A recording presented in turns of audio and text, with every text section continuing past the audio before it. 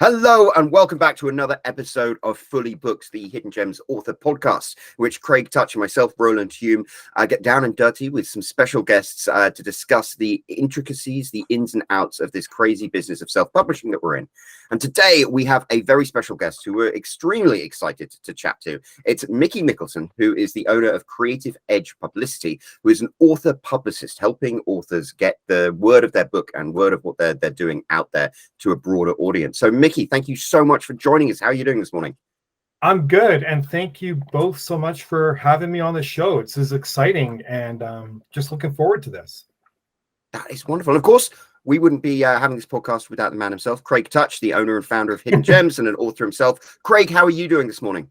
I'm doing great. Thanks, Roland. And yeah, thanks for coming on, Mickey. We were, I talked to you the other day, and we were discussing some of the things you do for authors, and that's why I wanted to have you on, because as we were talking about, like, I could be wrong, but out of almost every author I've ever worked with or spoken with, almost none of them have had a publicist or have worked with a publicist unless they were in some way involved in traditional publishing. And so I think that this is just something that not a lot of self-published authors think of as an option for them. And it is, right? I mean, a lot of your clients are self-published, and you deal with them, with self-published authors all the time. And so I wanted to make sure that sort of bring the awareness to the community that this is an option, and sort of go over what it is, a publicist will do for them, and why it would be a benefit for them. So why don't you just tell us a bit about sort of like, what you do and how you got started and all that stuff. Sure. So I was working in the executive corporate world for about 8 years, traveling 6 days a week, helping credit unions with their banking systems and technologies in Saskatchewan. One of my coworkers wrote a little book. And before I was doing the corporate sector, I actually worked for Chapters Indigo as a special events manager. So she wrote this book and self-published it. And I offered to help her on one of our road trips together. We got 8 signings in the span of a week and a half. And she was in Alberta with me at the time. Her name is Miranda O, and she actually lives in Winnipeg. And after the signings, she went back to Winnipeg, and we got signings there for her. And something happened out of that. And next thing you know, I had all these other authors, self-published authors, contacting me saying, can you get me a book signing here? Can you get me a book signing there? And so this company that I created, Creative Edge, fell in my lap. For the first year, all of my base of authors were indie self-published authors. And we were getting book signings for them. We were getting them interviews on podcasts, radio, in some cases TV, all of that. But it was by trial and error for me. And so for the first 6 to 8 months, I didn't charge a dime for my services, because I didn't know, number one, the author was going to get value out of what I was doing. And number two, was this going to be a successful venture throughout that? So it was a real trial by error basis. And I made a lot of mistakes initially, but I grew from them. And now we were in our 6th year. We have over 100 clients. We represent New York Times bestsellers and USA Today bestsellers and international bestsellers who were indies. So there's definitely a market for this, and that's what I do. So hope that answers the question. I know it's long-winded, but yeah, no, that's great. I mean, that's how Roland and I started too, as writers. But we started when we didn't really know anything. I had a similar background, sort of as you. I worked at a Fortune, I don't know what they are, Fortune 20, I don't know, company. I was a product manager, software developer before that. And we started writing when self-publishing was sort of kind of new, back in 2013 or so. And we made tons of mistakes, and we learned from them, and we grew from them, and we got involved in the community where everybody was sort of helping each other and all that. And that was how it all sort of came to be, which sounds like a very similar story to yours. So I like that you grew up sort of doing this. You grew into this through doing it, through working with the authors, figuring out what works before you even charge, which is also how I launch new products, or new services. I generally do them for free first to make sure that there is value there. So I totally understand. Yeah. And I mean, for the first 4 years in the business, Creative Edge was a part-time thing. I still have my full-time job. I didn't go full-time until September of 2019. And that's when we grew our client base. We went, I think, from 42 authors to about 86 in the span of a month and a half. It was crazy growth.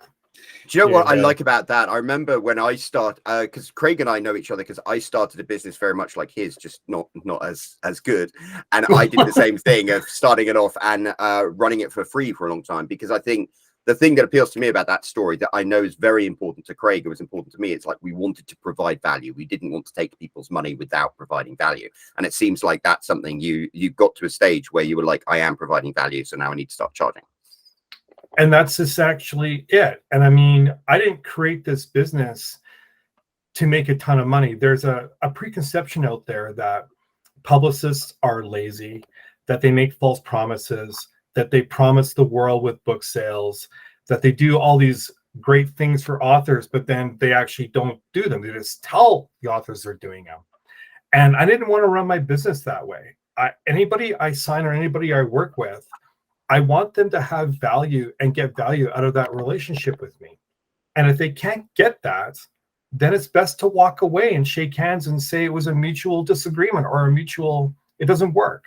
So yeah, I don't want to be one of those publicists. I want to provide value always.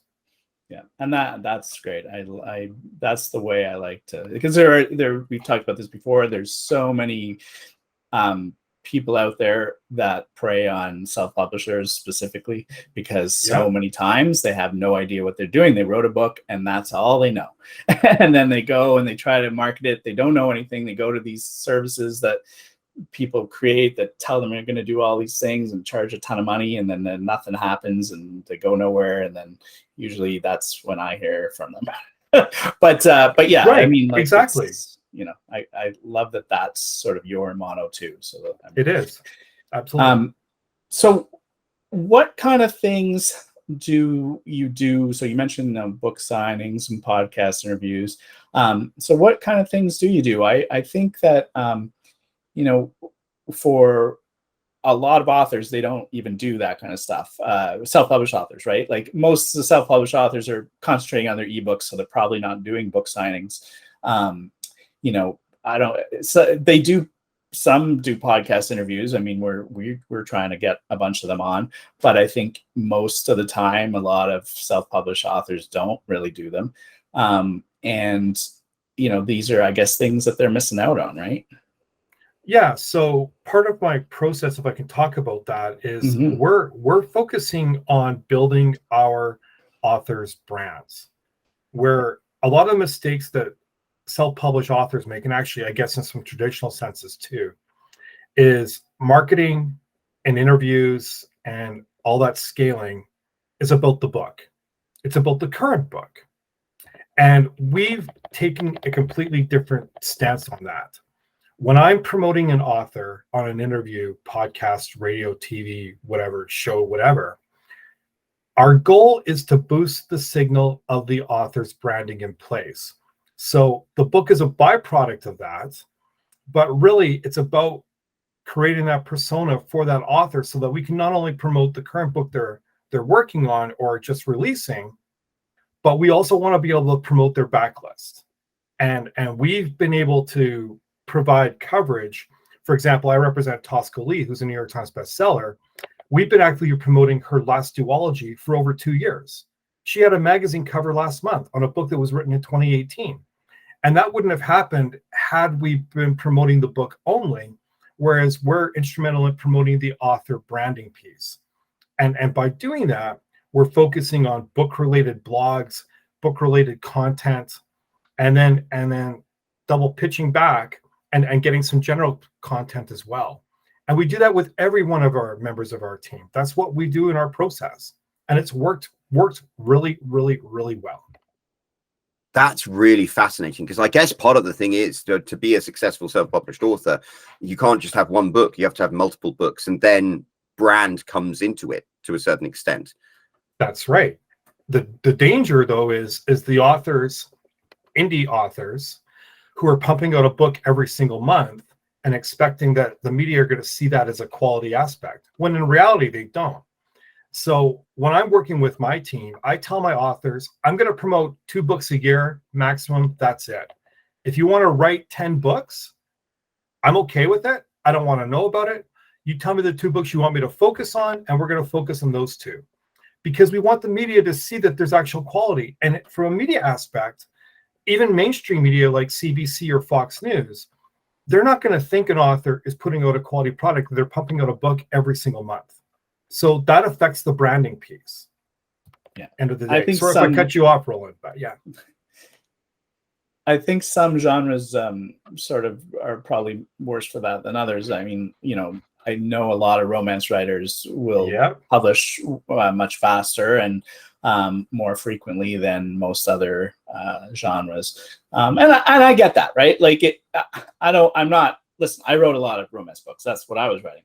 And I'm not saying this in a disparaging way, but there is often less complicated storyline and plots to a romance.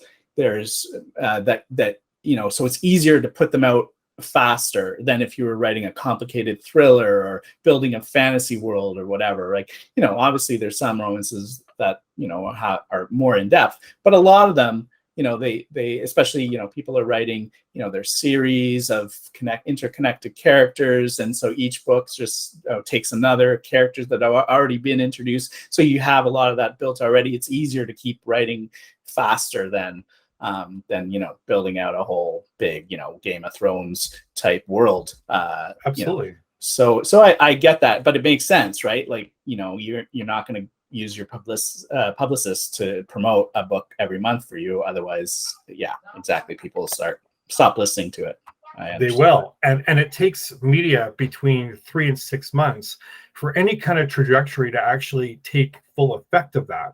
So if you're focusing on that many books, number one, the media are not only going to get tired of hearing from you, they're also going to get confused. And the general readership of wherever you are also going to get confused. So it's better to have a platform for one book and one branding piece at any given point, and then leverage that for as long as you possibly can before that next book comes out. And it's all about building blocks, leveraging small opportunities to medium opportunities to ultimately large scale opportunities over a longer period of time. That's what's most effective, or at least it has been for our team. And I can see the value in that. It's like I've written this series, and I continue to write this series. It's almost like if you focused on that first book in that series, once you get those people in there, then the benefit of publishing on a regular basis works out, because if you can hook them on that first series, they'll continue reading. Exactly. So I mean, you guys just had JP McLean on, right? Yes. Talk about her stuff. So with her case, because I represent her, we got reviews on her newest books. But because that was all well and good, we were able to backtrack and build on her branding and get reviews for her entire backlist as well. And so that creates even more buzz, because now it's a uniformed approach where all of her books are being reviewed, and it shows value to the media to say, wow, look at this person. She's got reviews here, here, here, here. And it just creates demand and process. Yeah, for sure.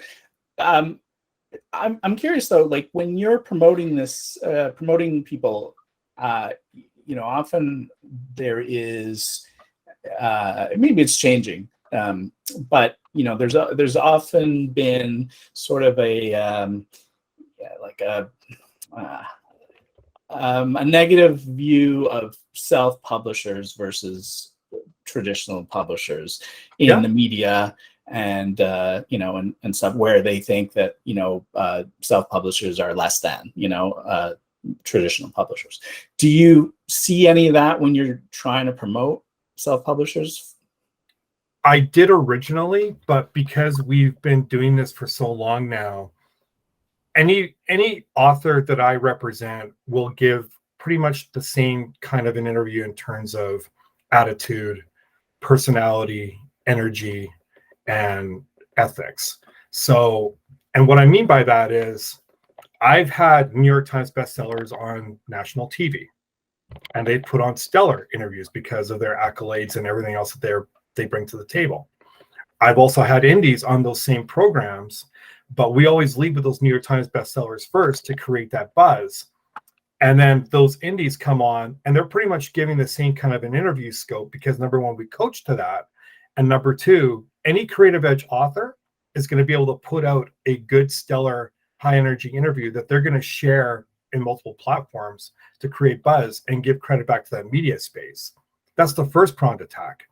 The second pronged attack is I'm not going to sign a self-published author whose books look handmade, whose books aren't properly formatted or aren't properly edited. If I don't like the cover of one of the authors who is wanting to work with me, I'm going to tell that individual, we can sign you, but we're going to change these covers because they're not marketable. So any self-published author that I work with, their product is vibrant. It's eye-catching, and that goes back to their headshots and their media aspects. Everything is going to be professionally done and look professional. And that helps to affect the mantra of the traditional self-publishing idea where we don't want them because they're self-published. It's all about professionalism. So yeah. That's great. And you know that it's funny. That's something that I think is really important. It's like if you have a bad product, it doesn't matter how much money and effort you put behind marketing it, it's not going to sell it. Even if it's a good product but isn't packaged correctly. And that's what we were discussing with Joanne, wasn't it? It's like, you know, her cover was great and she put a lot of effort into it, except it wasn't right for what she was trying to achieve. Well, it's funny you mentioned that because I represent an author. Her name is Nicole Fanning. When I first signed her, she was really prevalent on TikTok and she's got a lot of presence on that medium, right? But her covers were homemade. And so I tried to pitch them to some places and I heard crickets. I heard nothing. So I told Nicole, I said, look, if you're serious about becoming what you want to become, we need to change your image and we need to change what's happening here. So she paid and got better looking covers and better photo shots. And we relaunched the books. Next thing you know, she's on TV 3 times. She's on national TV in Canada, and she's a US author. And she's getting guest posts on places like Crime Reads Lit Hub and places like that. So one little tweak in the image can change and make such an impression and such a difference on how you're marketing your books. Yeah, it's so funny because this is now like the third, I think, episode we're going to be putting out in a row where we're talking about the importance of a good cover. So if people aren't getting it by this point, I don't know what else we can do. It's so important. It's so important. Yeah. I mean, I think that's the thing. We spoke about how there's this perception that self-published books are inferior to traditionally published books. Yeah. And I will say there's the breadth of self-published books, and there is a lot of stuff that just isn't at the same level. And traditional publishing, kind of, you could have an expectation of a certain level of quality. But I mean, especially in romance, it's like all of the successful authors these days are self-published because self-published authors make so much more money, have so much more executive control over things. And their products, I would argue, the best romance authors are far superior to traditionally published romance authors. And I think this is a perception that is changing. It is changing. And I said this on a previous interview at another outlet, but I basically said self-published authors deserve to be on the same stage as traditionally published authors, provided they're willing to do the work, they're willing to get their branding out, they're willing to spend some money to get the covers vibrant and their headshots vital and update all of that. If they're willing to do all that stuff and actually see this as a career and something that they want to do, why wouldn't they be willing to, or have they earned the right to share the same stage as some of those other multiple award winners and such? They do. So, yeah. Yeah. So if you're, let's say a new client came to you and they said that I want you to promote my book. What sort of thing do you look at? Obviously, their covers, like their book has to be well packaged. Do you take any genre? Like, what are the genres that you mainly do, and what are the other sort of factors that would weigh into whether you take people, or do you just take anybody, if their book looks good? I sign authors based on the personality of that author and what they're looking to do. I typically will have an hour-long conversation with anybody who's looking to work with me, and we discuss what their vision is. We discuss all kinds of things, and to make sure that, number one, they fit with me personality-wise, but also with the 100+ team that I have, because it's all a cohesive community. And so if you can't match with that, you're going to fail end of the day. So that's what I typically do. I do look at every genre, and my process has been effective in virtually every genre. I've had the same success promoting a self-help book as I have a fantasy or a horror book. It's the same process overall, but it works in multiple genres because of how we're building out the author branding rather than focusing on the book itself. And that's the success ratio, if that makes any sense. So if I have an author who tells me in the initial interview, you're going to get me on Oprah, I'm likely not going to sign that person because that's false expectations. But if they're going to say to me, I want to be on some smaller podcasts and graduate to some medium radio shows and then ultimately TV, and it's a fit, that's someone I would like to look at. So, is Oprah even on anymore? I don't know. I think you're showing. She's my go-to for big names because I think that I was talking to an author the other day. I had a call with an author about promoting, or she was asking me questions about how to promote her book, where she had written, I think, some romances well in the past, but this time she had written something under a different pen name that, and it was like more of a historical book. And she was asking about different ways that she could, boost her sales and this and that.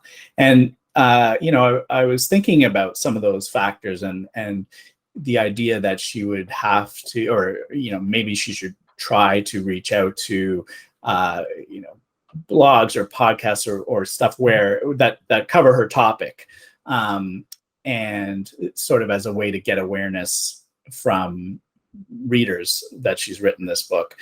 And this was sort of like, before I really knew much about Publicists, but that sounds like, I was basically telling her to do your job herself, which I'm sure would be more cost efficient, but it would be much harder. She probably wouldn't know where to go. And you have sort of probably a lot of contacts, and then all the places where that work and don't work for the different genres, right? So in that sense, it's probably a lot easier to go the publicist route. I think it creates legitimacy for the author when they can say that they have a publicist, and let that publicist do the marketing for them and let them focus on what they're supposed to be doing, which is writing their books and getting those products out. We've made lots of personal connections with media internationally. And the way we've done that is we don't treat the media like commodities. We get to know them as people and develop interpersonal relationships. And it gets to the point where if I'm sending an author to a show, or I'm pitching an author to a show, those shows know the kind of authors that I'm going to be sending them because they've interviewed them multiple times. And if it's always been a positive experience, there's a more high chance of getting that individual on as well, because they've had positive from the back aspect. So right, that makes sense. So if somebody came to you with, I imagine a lot of these things are going to be specific though to the genre and topic, right? There's depending on the outlet, correct. We pitch to specific genre related aspects, media, and then we also pitch to general aspects like CTV or CBC in Canada or Fox, because those are all general, like they're not science fiction or horror based. So so they have segments where they would talk about like books. Is that what you mean, or just interview them on the morning news program or a segment on that? So there's a lot of very general reader focused shows in Canada and the States, and actually in the UK too, where they'll bring on any genre and talk about that. But then we also hit the very specific things like science fiction. We'll hit File 770 and Locus Magazine and things like that. So just a FYI, yeah. Okay, cool.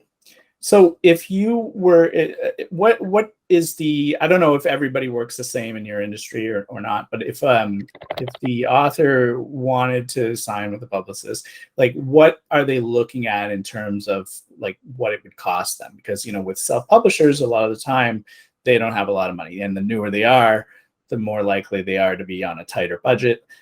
So is it something that they can afford to do, or is it something they can't afford not to do? Well, I don't know what other publicists charge. I can only talk about what my pricing process is. So the way I work, every type of opportunity is individually priced. So a TV interview is going to be a certain dollar amount. A radio interview is going to be a certain dollar amount. A press release post, a blog post, everything is individually priced. And I bill on a monthly basis for my clients. If they don't get anything booked for that month, they don't get an invoice for that month. They only pay when something's actually booked and the link has been sent out. So we add everything up, and let's just say, for example, that everything adds up in a given month to $1,000. What we do then is we actually negotiate a time of contract, a maximum cap that author's obligated to pay in a given month. And so that could be between, just ballparking hypothetically, it could be between $150 and $500 a month. So if that author in the first new release month gets $1,000 worth of coverage, but their cap is $500, then they're only going to be charged $500 for that month, and everything else is free. Go ahead 8 months, and let's say I'm only able to get them on one radio show or one blog post, and that adds up to $65. Well, their cap is $500, but because I only got them on a show that equals $65 for that month, I'll be invoicing $65 because I don't want authors to feel like they're getting ripped off, and I don't want them to pay for things that they're not getting booked. It doesn't make any sense to me hypothetically, and maybe that's why I'm popular and I've signed a lot of people, because of the way my pricing structure is, because there's no risk. If the author doesn't get anything booked, they don't pay me anything. So it's very, very results focused. Okay, can you give me a range of sort of prices again? I know you just mentioned a radio spot was $65. What would be like a TV spot or something like that? It depends on the pricing point, but I typically charge between $50 and $65 for a local show, and then I'll pay between, if it's a national show, you're probably looking at about $100 to $120. What about Joe Rogan? What's that? What about Joe Rogan? Yeah. Well, that'll be $1,000. No, I don't know. No, that would probably be between the $100 and $120 range, depending. And then there's out-of-pocket costs as well. Like there's certain magazines that require payments up front. So I will pay for those spots initially, and I'll just charge back to my clients if they want those. But I always give them the option if they want or don't want. So. I mean, that actually seems to. I know that the first question I had is like, okay, you sound great. As an author, how much are you going to charge and what do we get out of it? It seems like you have a very transparent approach to that, which I think is refreshing. I do. And the reason I do that is because I've seen that publicity, and this might be a negative comment, but publicity may not equal to book sales. That's what marketing and Amazon ads and BookBub features and book promotions are for, is to leverage the book sales piece. The publicity piece is to build out your author branding and create and get people to know who you are as an author. That may not equal sales per se, but it is going to, at the end of the day, help with the entire process of formatting and boosting your books. I imagine if you get a spot on a national television show, you're likely going to be selling some books, right? Like I can't imagine that's not going to turn into some kind of sales. Actually, it's funny you mentioned that, Craig, because I work with an author who was featured on the Today Show, and they tracked the hits they had from that show compared to some reader-focused blogs that they were on. They actually got more hits with those reader-focused blogs than they did the Today Show. Because really, the Today Show, you're reaching a huge mass of people, but is that mass of people going to actually care about that author and their book? Or are they simply just watching because it's the Today Show that's on every day and they, so. Yeah, you know what? So that's like the Facebook ads versus Amazon ads problem, right? Where Facebook, you put an ad on Facebook and it goes to everybody who's on Facebook, regardless of whether they read or not. And sure, you can dial in your audience, but you're still reaching a ton of people that are not interested in reading your book or any book. And then there's the Amazon ads where it's really just being shown to people that are on Amazon to buy books, looking at other books, and they're seeing your ad come up. So it's a much more targeted ad than Facebook, which is why I think a lot of people do better with that kind of ad than a Facebook general ad. Right. Here's an example of that. I used to represent a New York Times USA Today bestseller, and when this individual signed with me, she had, before working with me, she had interviews with Forbes, Huffington Post, The Guardian, Good Housekeeping, things like that. When she worked with me, I didn't get her any of that stuff. I got her on reader-focused, smaller podcasts that drive readership. And so for that book specifically, she actually sold more books working with me on that than she had her last 4 campaigns, where she was on all of these big media aspects. I didn't get her any big media, but we got her on things that attract readers. So there's a misconception there that people need to understand. Yeah, makes sense. You want to, target the right thing, and that's far better than targeting just a bigger thing. Yeah. So. Yeah. It's funny. I come from an advertising background, and it's so interesting how advertising has evolved. It used to be you'd literally throw enough shit at the wall and some of it would stick, and now you can get so hyper focused, and that gives you such a better return on investment if you know your audience. That's right. And with our process, we tend to focus on smaller opportunities, but those opportunities are catering to writers, book people, and readers. And so it may not have the affluence or the elitism of something like The Guardian or the Globe and Mail, but it's going to attract your markets with your books, which is ultimately what you're supposed to be doing, right? Absolutely. So that's what we do.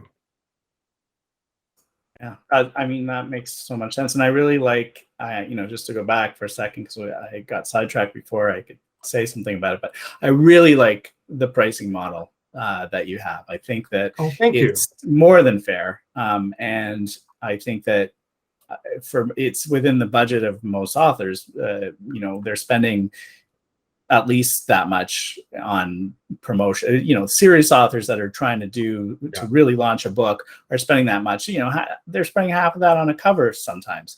So even to take the chance. Now, when you sign a contract, is there some sort of time where they have to do it for a certain amount of months, or is it like they can stop any time, or how does that work? I sign my contracts a year at a time, and they auto renew at the end of that year, so I'm not having to rewrite a contract to renegotiate, but they can cancel in writing at any time within 30 days.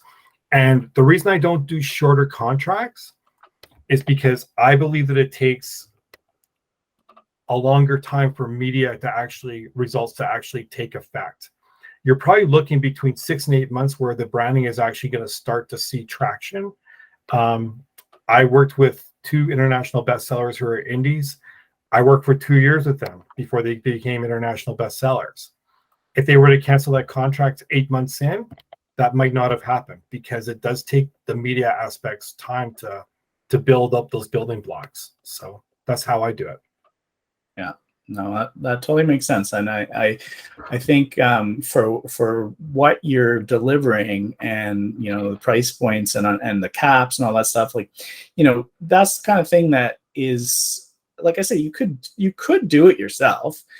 But I mean, you could do anything yourself, right? But can you do it as well as people? You can make your own covers, and a lot of people do, and not all of them are good, right? And so it's the same thing. Like, you could try and do all that stuff, but it probably won't be as successful. It'll take you longer.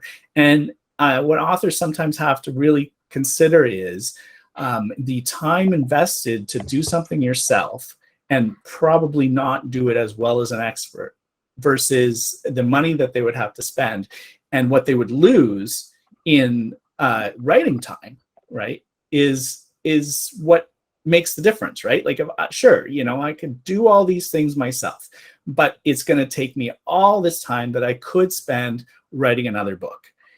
Or I could spend a little bit of money and have somebody do it probably better, and then go and write my other book, right? And that's where authors are making their money, is on the next book. It's so funny that you mentioned that, because even within my own client base, I've had to have several conversations with my authors around, okay, so you're writing a book, and now you're reaching out and sending our press release out to all these radio spots and TV spots. And I'm like, why are you doing that? You pay me to do that. That's kind of my job. Like, why are you doing that? And if you are going to do that, why aren't you leveraging and letting these media places, that you have a publicist? Because if you don't do that, that hurts your credibility. It hurts your legitimacy and all those things. And then their comments are, well, how do we know that we're going to get any results? And then I go, well, I work with 100 authors. Do you think 100 authors would work with me if they weren't getting results? No, I guess not. No. So if you're paying me to be your publicist, then let me be your publicist. Go write. Let me handle this. I think that sounds a lot like the sort of contradiction with traditionally published authors. I mean, a traditionally published author, there's going to be a certain level of quality that they have to reach before any actual legitimate publisher will go to them. And I think as a publicist, there's a certain level of quality that people know that you are going to be representing, which if it's just an author reaching out to people, then they don't necessarily know that. And I know, because I remember I had a week where it was like, I'm going to reach out to every single podcast, get interviewed, be successful. And everyone was like, we don't care. We don't want to speak to you, some crazy British guy who wrote a few books. And it's funny, though, you mentioned that, Roland, because even with traditional publishing, the shelf life for a publicist working within Penguin or Hachette on a book is typically between 3 and 6 months. After that, they've stopped and they're going to move on to their next project. Which is why I have some traditionally published authors, because those authors know the shelf life for whatever they're doing. They're going to get traction on their new release, but they're not going to get traction on the audiobook. They're not going to get traction on the trade paperback, and they're not going to get traction after 6 months. So they hire Mickey, and Mickey gets some coverage for 2 years in the same book. So that's the difference, right? That sounded so New York. Right. You hire Mickey. Mickey's going to get you. Yeah. No, and I'm not the Godfather. I'm just saying, it's like, it's reality, really. And it's reality, right? That's the ruling. And that's, the rules are made to be broken. I've always said that. And we've broken some. So that's one of them. Yeah. Yeah. And I the transparency of that, and the fact that, people can see it all and know what they're getting. I don't know what the other ones charge and how they work, but I imagine it. I mean, I don't know. I guess I'm guessing, but I don't think that they work that way. That was not my impression, that they would work that way. But it's great that you're coming on and talking about this, because if an author is looking to get a publicist, they don't have to go to you, but at least now they know what a publicist can do, what they should be doing, and knowing what you charge in your pricing structure, they can compare that to other people, and they'll at least know whether they're, kind of getting ripped off. Like if they go somewhere and they're like, yeah, you've got to maybe not, let's not say getting ripped off. Maybe there is still value there, but like if they're going to go somewhere and the person's going to be like, I'm going to charge you $5,000 a year and you got to lock in for a year, I don't know, I'm pulling numbers out, right? But they can at least then compare it to, okay, well, at least this other publicist does it this way. This other one, I don't know. That seems a little bit odd. And then they can maybe, because if they don't know this, they go to somebody and they hear the whatever number theirs is, and they think, well, that's what it costs, right? So it's good to have something to compare it to at the very least. So I really appreciate your openness on all that. Oh, for sure. And to that point though, Craig, as well, any self-published or even a traditionally published author, if they're considering working with a specific publicist, they should be asking some tough questions. What kind of track record have you got? Can you get me some testimonials? If it is 5 or 10,000, and I know that some publicists do charge that up front, what am I getting for that money? And if they say you're going to get press releases on Fox News and NBC and the Today Show and Good Morning America and all these things, in a lot of cases, what happens is that publicist will then take that individual's money. They will then go pay for a newswire to print off press releases internally, and then tell the author, yeah, I got you a placement here, here, here, and here. The problem with that is they're internal documents only. So the general media, the general public don't see them. The internal people will see them, but what's the chance that they're going to actually take a look at that book? And especially if it's a self-published indie with their debut book, is Good Morning America going to call up that individual and ask for an interview? Likely not, unless it's a really, really, really riveting story and they see value in that. So it's all about asking tough questions and identifying what your needs and your visions are, which is why we have a 1-hour discussion before we even sign a person, because it has to be a mutual fit. If it's not a mutual fit, then there's no point in getting into a partnership, because that partnership will just end badly and then bad things happen. Yeah. So I used to work at a radio station. I remember every day we would just have faxes, because this was the early 2000s, coming through, and you just pick them up and you wouldn't even look at them. Exactly. That's what happens, right? So to that point, Roland, we individualize every pitch that we do. We find out the name of the individual who's heading that department. We will strategize. We'll individualize that email. We'll individualize the press release. I'm sending out on a new release between 300 and 450 different emails to outlets trying to get coverages. I never do an email blast because we want to personalize everything that we do. Yeah, that's really good. The way that works is the way that I think most things in the industry should work, and I wish they did, right? Because there's just too many scams out there, and I hear about it all the time. It annoys me when an author comes to me and tells me they spent all this money and they did all these things, and I'm like, you didn't need to do that. And but they, people convince them, and they don't know any better. It's like sorry, go ahead. I cut you off. Go ahead. Oh, no, go right ahead. I was just going to say, it's like going to a vanity press and getting all false promises about a vanity press, right? Well, I'm going to get my book here if I paid $1,500. Okay, what does that $1,500 actually give you? What is the circulation rate? What are they going to be doing for you? Sorry, go ahead. Well, no, Craig and I we've encountered bad faith agents who do, I would almost say, like a predatory towards self-published authors. I remember when I had my own ALC business, I would charge authors just $50 for an ALC. And then I found out that one of the so-called publicists who was using my service was charging literally hundreds of dollars for what I was providing. And it just seemed so dishonest. And so, you're coming here with a lot of credibility, which I think is one of the nice things about the way the world has changed. It used to be publicists were this pie in the sky you didn't really know. Now we've got the transparency, and now we've got authors expecting something for their money, and we've got people like you who actually deliver on it. Yeah, I mean, if an author doesn't want to work with me, I'm okay with that, because I want to work with, I don't want commodity relationships. I want long-term interpersonal relationships where they see me as an ally and a partner in this, not an employee. So that's what I'm looking at. And it's worked wonders. We have long-term clients. We have clients we've had for 5 years, and they'll continue to use us because of the relationships. So that's what we're interested in. And it protects both of you, really. I mean, it does. It's not just about protecting, the author, but it's protecting you too. You don't want to work with somebody that isn't going to be a good fit with you, because if you can't help them, not only does it not help them, but it's just a waste of time for you. So it makes sense from both sides, which is why, authors should understand that, because if they understand that, they know why it's true, and it's not like, oh yeah, he just says that he talks to everybody, but I'm sure he takes everybody, because why not? You get money. It's like, but but that's not how it works, right? Because it's like, you won't make money on somebody who has really bad covers and is unwilling to change them, or that can't give a good interview and doesn't has no interest in being coached or whatever, and that's just a waste of your time, right? So it does make sense. Yeah.